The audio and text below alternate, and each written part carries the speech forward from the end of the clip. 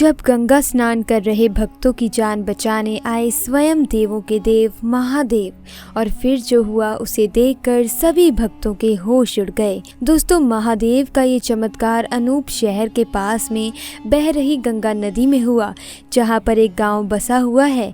यहाँ हर रोज गांववासी गंगा नदी में स्नान करने के लिए आते हैं, तो कुछ लोग गंगा नदी के पानी का आनंद लेने के लिए आते हैं।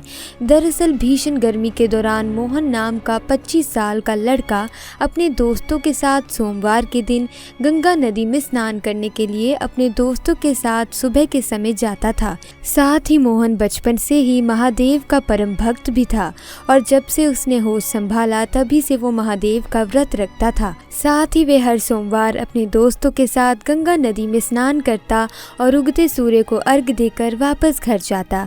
हर रोज महादेव की पूजा अर्चना करके ही अपने दिन की शुरुआत करता था। एक बार मोहन अपने दोस्तों के साथ गंगा नदी के किनारे सुबह करीब 4:30 बजे गया था। गर्मी का समय था तो नदी का ठंडा पानी उसे अच्छा भी लगता था। मोहन नदी के अंदर ही अंदर डुबकी लगाकर तैरने लगा। अचानक से मौसम बिगड़ा और पानी में काफी ऊंची ऊंची लहरें उठने लगी।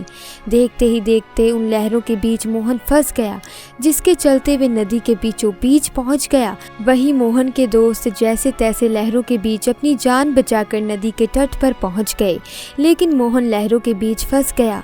मोहन को डूबता देख उसके दोस्तों ने गोताधिकारियों को और गांव वालों को मोहन के डूबने की सूचना दी, जिसके कारण नदी के तट पर लोगों की भीड़ लग गई और दूसरी ओर मोहन अपने मन ही मन में भगवान शिव का नाम जपने लगा और उसकी जान बख्शने की प्रार्थना करने लगा। कुछ ही मिनटों में उस नदी की लहरों में एक साधु उसे दिखाई दिया, जो कि मोहन की तरफ आ रहा था।